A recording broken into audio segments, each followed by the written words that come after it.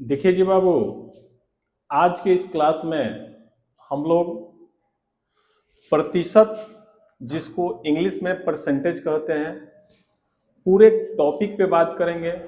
पूरा कंसेप्ट, इसका पूरा मीनिंग हम लोग समझेंगे।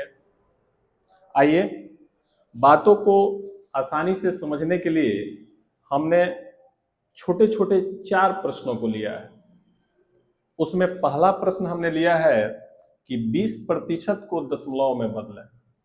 तो जब कभी भी प्रतिशत को दशमलव में बदलने की बारी हो तो उस प्रतिशत वाली संख्या में 100 से भाग दे दीजिए, यानी कि 20% का मतलब होगा 20/100।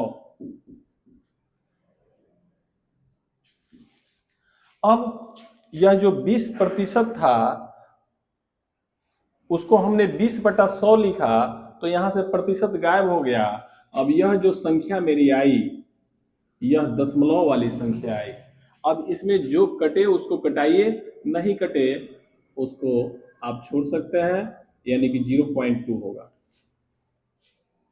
अगर किसी दशमलव वाली संख्या को प्रतिशत में बदलना हो तो उस संख्या में 100 से मल्टीप्लाई कीजिए, यानी कि अगर 1.25 को प्रतिशत में बदलना हो तो 1.25 में 100 से मल्टीप्लाई कीजिए, और यह जो पूरी संख्या होगी वह प्रतिशत में बदल जाएगी, यानी कि 100 से जैसे ही मल्टीप्लाई कीजिएगा तो 125% हो जाएगा।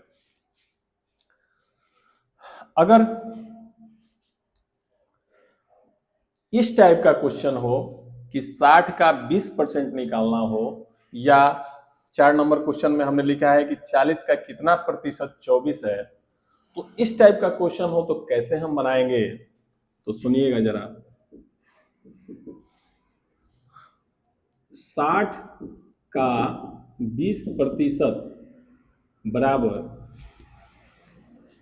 60। अब का मतलब गुना होता है, गुना दे दीजिए। और इस प्रतिशत को, चूंकि यह एक दशमलव वाली संख्या है और यह प्रतिशत वाली संख्या है, तो एक दशमलव में दूसरे प्रतिशत से हम मल्टीप्लाई नहीं कर सकते हैं। तो आवश्यकता है कि इस प्रतिशत वाली संख्या को हम दशमलव में व्यक्त कर दें, और दशमलव में व्यक्त करने के बाद जो संख्या आएगी उसको हम इसमें मल्टीप्लाई कर सकते हैं। तो देखिए जरा सा, 20% को दशमलव में चेंज करेंगे तो 20/100 होगा, और जो भी कैंसिल हो उसको कैंसिल कीजिए, जो बच जाए वह मेरा आंसर हो जाएगा, यानी कि 60 का 20% इक्वल टू 12 होगा। अब आइए इस क्वेश्चन को कैसे सॉल्व करेंगे। 40 का कितना प्रतिशत 24 है, तो इसको बनाने के लिए हम 2 तरीका से बना सकते हैं। एक जिसमें हम मान लें कि 40 का x% 24 है, और एक इक्वेशन आएगा जिसको हम सॉल्व कर देंगे। इक्वेशन से संबंधित बातें हम कर चुके हैं, आप उस संबंधित वीडियो को देखिएगा, वहां से आपका इक्वेशन से संबंधित कंसेप्ट क्लियर होगा। आइए उसी मेथड से बनाते हैं कि यहां लिखते हैं कि माना कि 40 का x% बराबर 24 है।